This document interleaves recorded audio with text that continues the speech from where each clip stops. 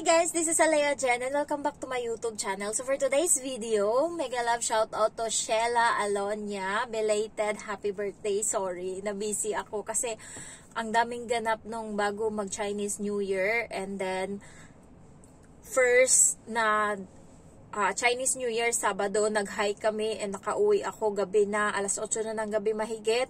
And then, pangalawang araw, gumala uli. So, ngayon lang nagka-time and kakatapos ko lang maglaba. So, sunog pa yung mukha ko kasi sa inakyatan namin na bundok, wala siyang mga kahoy.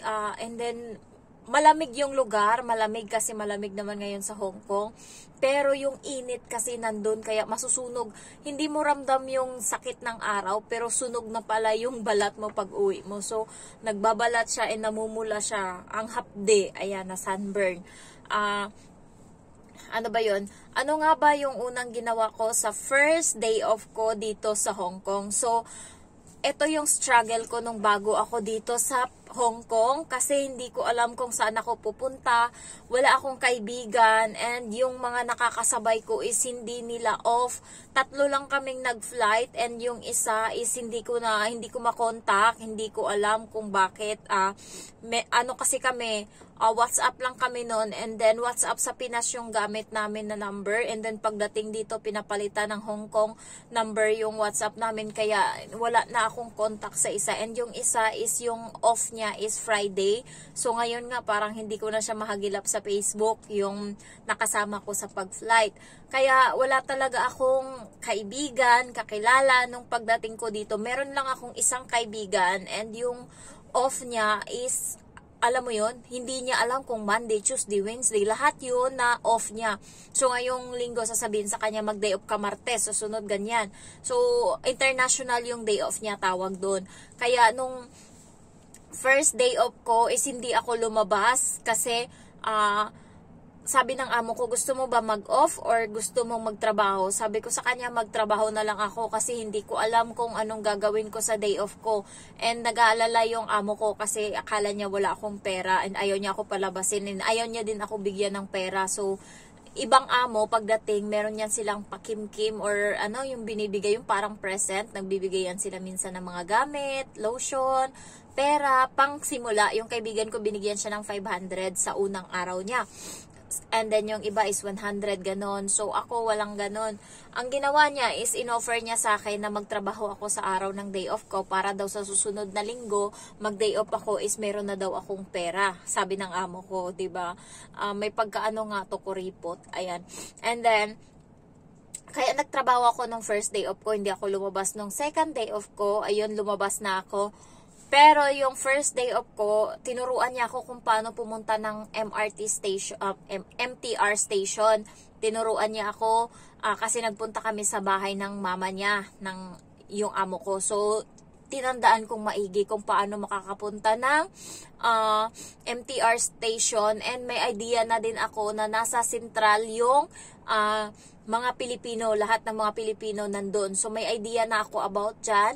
And nung time na yon, thankful din ako kasi yung kaibigan ko, nakasama ko siya sa OWA, si Rosa. Ayun yung nag-break contract and umuwi na ngayon ng Pinas. Nag-chat siya sa akin and sabi niya, day off niya daw nung araw na yon, Sabado, and second day off niya yon, and sabay daw kami mag-off. Ayun, hinintay ko siya sa Central.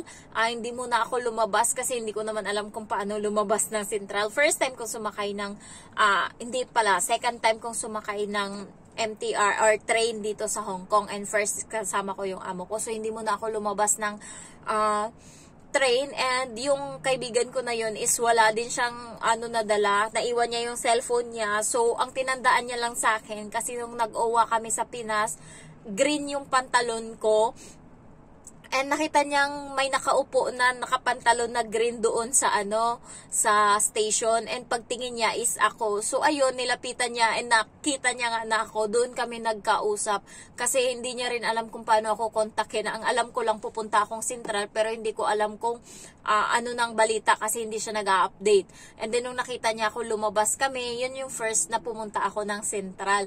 And then una naming ginawa sa exit B ng Central is pumasok kami sa Jollibee. So tuwang-tuwa ako kasi iniisip ko walang Jollibee dito sa Hong Kong. And then pagpunta ko, nakita ko ang daming taong Pilipinong kumakain sa Jollibee. So parang natuwa ako kasi parang Pilipinas lang. So ganun yung pakiramdam, and maririnig mo kapareho mo ng lugar, Bisaya, Ilonggo. So natutuwa ako sa nakikita ko, and ayun, parang maiyak-iyak ako kasi magdadalawang linggo akong tipid sa pagkain dito sa bahay ng amo ko. Hindi ako nakakakain ng kanin na sobrang dami kasi ang sinasabi niya 2 cup lang daw, and yung 2 cup na yun is parang enough lang sa kanila, and ang matitira lang sa akin minsan 2-3 kutsara.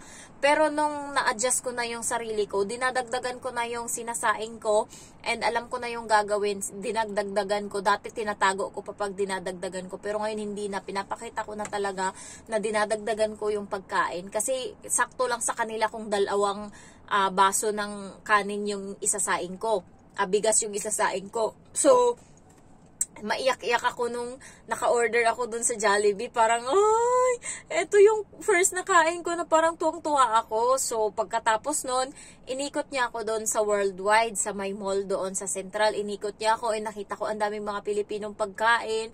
So, bumili ako ngayon ng tinapay doon. Yun yung first and last na bili ko ng tinapay. Kasi yung tinapay dyan sa Central is, yung tinapay sa Pinas, yung mga Monay, Pandesal, ganun, Chuchu, okay pa siya. Pero pag uwi mo sa bahay, nagiging amag na. Marami na siyang bulaklak, and hindi mo na siya makakain. So, kinabukasan, 20 pa naman yung binili ko, yung biak bato, tawag namin doon eh. Yung malaki siya, 20 yun, 6 na piraso, 20 Hong Kong dollar. So, bumili ako. And then, wala na, hindi ko na nakain nung pag-uwi ko. Kaya, ang advice ko sa mga pupunta dito ng Hong Kong and baguhan, huwag kayong bumili ng tinapay sa Central. Bumili kayo ng tinapay sa mga Chinese na mga bakery. Meron sila mga sliced bread dyan or ano-ano. Huwag doon sa Central kasi galing Pinas, and pagdating dito, pinapalitan lang nila yung expiration date ng, kahit sabihin mong hindi siya expire, mga 3 araw pa bago ma-expire, pero hindi, totoo yun. Pinapalitan nila yung expiration date, and then, ayun yung inaano nila. So, kunwari, kahit titignan mo yung expiration date matagal, pero bukas, namulaklak na yung tinapay. So, ayun, nag-ikot-ikot kami doon sa part ng Worldwide, and first time kong nakapunta, tinandaan ko talaga yung way sa may bridge papunta doon sa may seaside, sa likod ng doon sa may Ferris wheel. So tinandaan ko talaga kasi sabi ko sa sarili ko, babalikan ko to. So nung time na yun is merong nakalutang na bibi doon sa may dagat. Sabi ng amo ko is ilang years na daw yan na hindi dumating yung bibi na yan dito bago dumating uli. Parang may meaning sa kanila yung bibi na yan, and hindi ko alam kung bakit. So ang daming mga mga Chinese na nagpunta. So umuulan noon, ang ginawa namin ng kaibigan ko is umupo kami doon sa may upuan, and nagkwentuhan kami. Nag-start kami nagkwentuhan 11 morning. Natapos kami is alas 3. And then pagkatapos nun, bumalik kami doon sa Central. Bumili ako ng nilagang saging and pagkain para pag uwi ko dito may kakainin ako. So, nagpicture-picture kami doon. Parang natuwa din ako kasi parang nakalaya ako. First time ko. And guys, kayo kung first day off nyo and hindi nyo pa alam kung paano sumakay ng tren, MTR, ang gawin nyo muna is tambay-tambay muna kayo dyan sa may baba ng bahay ng amo nyo, building ng amo nyo. May makikilala kayo niyan na pwede nyong makasama kung saan gumala. So, be careful lang kayo sa magiging kaibigan nyo. Ako, yung kaibigan ko is mostly puro subscriber. Yung 2 kong kaibigan is hindi ko na ngayon kaibigan. Hindi naman sa hindi. Friend pa rin kami sa Facebook, pero nag-iba na kami ng landas. Iba na yung nagiging tinatahak namin na daan.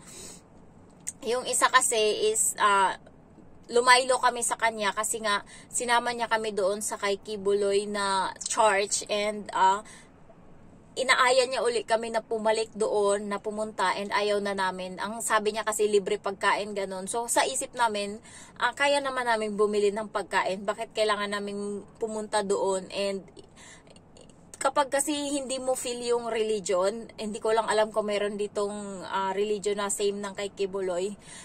Iba kasi guys, iba yung pakiramdam. Kaya hindi na kami umulit. Ayan, so siya nagpaiwan siya doon, and later on, para kasing sa una, libre-librehin ka ng pag